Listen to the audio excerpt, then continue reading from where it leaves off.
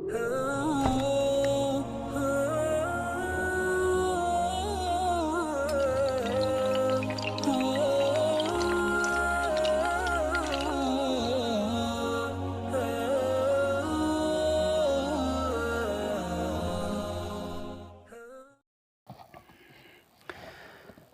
ونصلی علی رسولہ الکریم اما بعد۔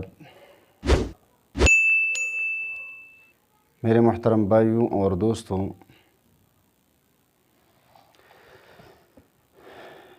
کچھ چیزیں انسان کی زندگی میں ایسی ہے جس میں لوگ مقابلہ کرتے ہیں ایک دوسرے سے سبقت لے جانے کے لیے۔ ان چیزوں میں سے آج میں 3 چیزیں ایسی بیان کروں گا کہ اگر ان 3 چیزوں پر کسی کا قبضہ ہو تو وہ پوری دنیا پر حکمرانی کرے گا،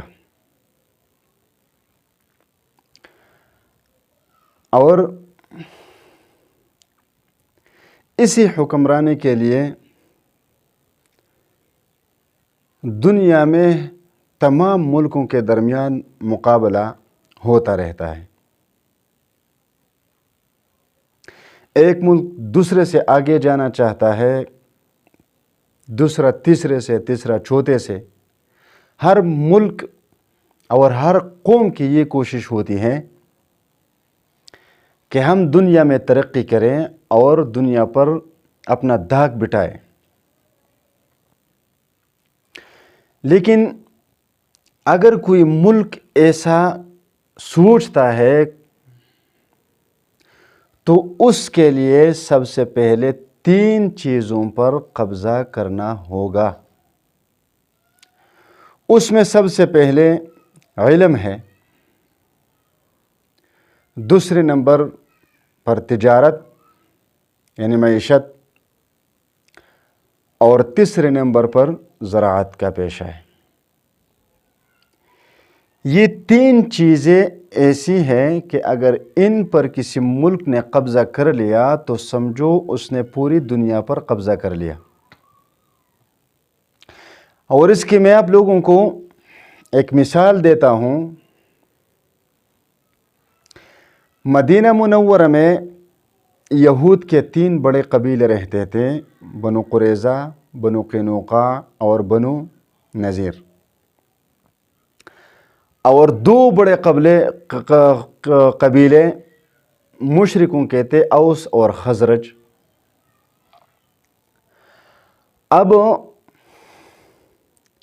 یہ 2 قبیلے پڑھے لکھے نہیں تھے، زراعت سے بھی زیادہ واقف نہیں تھے، معیشت سے زیادہ واقف نہیں تھے، یعنی تجارت وغیرہ۔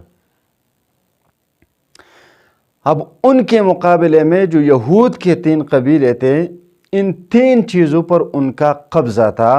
علم پر، کیونکہ وہ پڑھے لکھے تھے، اور اوس اور خزرج والے ان پڑھ تھے۔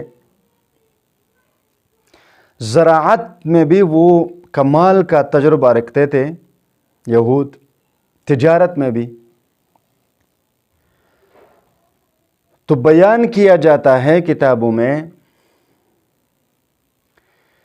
کہ وہ دونوں قبیلے یہود کے اتنے تابع تھے کہ اگر ان 2 قبیلے والوں میں کوئی اپنی بیٹی کا رشتہ دیتے تو پہلے محلے میں رہنے والے بڑے یہودی سے پوچھتے کہ بھائی میں نے فلاں جگہ پہ رشتہ دینا ہے، آپ کا اس میں کیا رائے ہے، رشتہ دوں یا نہ دوں؟ اگر وہ یہودی اجازت دیتا کہ یہاں پہ آپ رشتہ کر سکتے ہیں تو وہ رشتہ دے دیتے۔ اگر وہ منع کرتا کہ یہ رشتہ آپ نہیں کر سکتے تو اس شخص کا مجال نہیں کہ وہ رشتہ دے دیتے۔ جہاں پر یہودی آتے، سلام ہے، عزت ہے، احترام ہے، اور ان کی یہ حکومت اس لیے تھی ان پر کہ وہ ان تینوں چیزوں میں یہود کے محتاج تھے، اور یہود ان میں کمال کا تجربہ رکھتے تھے۔ اب اس موجودہ زمانے میں ہم اللہ تعالیٰ کے دشمنوں کے یعنی کفار کے تابع کیوں ہیں اور ان کے محتاج کیوں ہیں؟ کیونکہ ہم علم میں، تجارت، معیشت میں، زراعت میں کمزور ہیں اور ہم ان کے محتاج ہیں۔ تو میں یہ مشورہ مسلمانوں کو دیتا ہوں کہ علم حاصل کرو، چاہے وہ عصری علوم ہو یا دینی علوم ہو، حاصل کرو۔ ایسا تو نہیں ہو سکتا کہ سارے یا کالجوں اور یونیورسٹیوں میں پڑھیں گے یا سارے مدارس میں پڑھیں گے، کیونکہ ہمیں ضرورت ہے ڈاکٹروں کے بھی، انجینئروں کے بھی، ٹیچرز کے بھی، سیاستدانوں کے بھی، سائنسدانوں کے بھی۔ تو لازمی بات ہے کہ کچھ مسلمان عصری علوم حاصل کریں گے، اور ہمیں دینی شعبوں میں بھی ضرورت ہے، تو ہمیں علماء بھی چاہیے، ہمیں قراء بھی چاہیے، ہمیں مفتیان بھی چاہیے، مذہبی رہنما میں چاہیے۔ اور اگر ہم قرآن مجید کو غور سے پڑھیں تو اللہ تبارک و تعالیٰ فرماتے ہیں وَرَفَعْنَا بَعْضَهُمْ فَوْقَ بَعْضٍ دَرَجَاتٍ لِيَتَّخِذَ بَعْضُهُمْ بَعْضًا سُخْرِيًّا،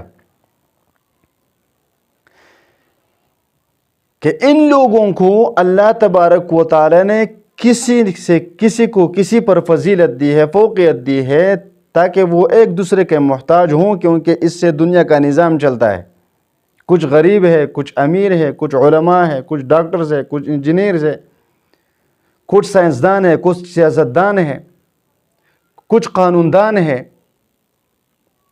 اور یہ سارے آپس میں ایک دوسرے کے محتاج ہے۔ مثال کے طور پر ایک عالم ہے، ابھی وہ قرآن پاک کو سمجھنے میں کمال کا مہارت رکھتا ہے، حدیث میں، فقہ میں، اصول حدیث میں، اصول فقہ میں، صرف، نحو وغیرہ تمام علوم میں اس کو مہارت حاصل ہے، لیکن اگر اس کے بدن میں کچھ بیماری پڑ جائے، بیمار ہو جائے، تو وہ اس میں ڈاکٹر کا محتاج ہے۔ اگر وہ کوئی مکان بنانا چاہتا ہے تو انجینئر کا محتاج ہے۔ اگر وہ کچھ سائنس میں کچھ پڑھنا چاہے تو سائنسدان کے محتاج ہیں، اور اسی طرح یہ ڈاکٹرز، یہ انجینئرز، یہ سائنسدان، یہ علماء کے محتاج ہیں۔ تو اگر ہم سوچیں تو اس دنیا کا یہ نظام ہے ہی اس طرح کہ ہم ایک دوسرے کے محتاج ہیں، اس سے دنیا کا نظام چلتا ہے۔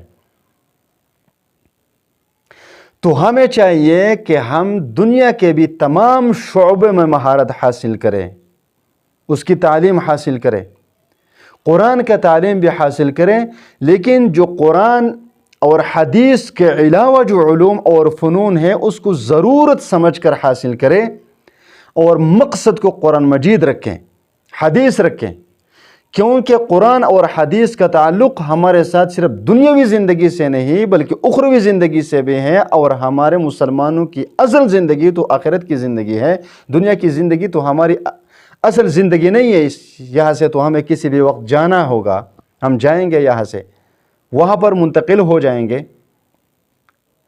تو میرے بھائیوں اور دوستوں، میں مشورہ دیتا ہوں کہ اگر کسی کے 4 بچے ہیں تو میں یہ مشورہ دوں گا کہ ایک کو ڈاکٹر بنائے، انجینئر بنائے، جو بھی بنانا چاہے بنائے، ایک کو عالم بنائے، ایک کو حافظ بنائے، ایک اللہ کے دین کے لیے وقف کرے، ایک دنیا کے کاموں کے لیے وقف کرے۔ تو ہم پاکستان والے اور مسلمان دنیاوی اور اخروی دینی علوم میں آگے بڑھ جائیں گے۔ جب آگے بڑھیں گے تو ہمارا تجارت بھی بڑھ جائے گا، سائنسدان بھی بڑھ جائیں گے، ڈاکٹرز بھی بڑھ جائیں گے، پڑھے لکھے لوگ بھی بڑھ جائیں گے۔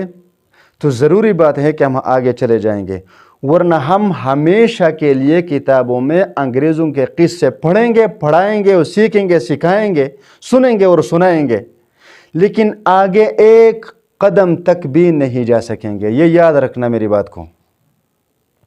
جب تک ہم ان عصری علوم اور دینی علوم میں مہارت حاصل نہیں کریں گے، یقین جانیے کہ ہم آگے نہیں جا سکتے، ہم ترقی نہیں کر سکتے، ہم کامیابی حاصل نہیں کر سکتے. ہم ہمیشہ کے لیے دنیا میں محکوم رہیں گے اور کفار حاکم رہیں گے. اور ان کی محتاجی سے نکلنے کے لیے ہم ان چیزوں میں ہمیں مہارت حاصل کرنا ہوگا.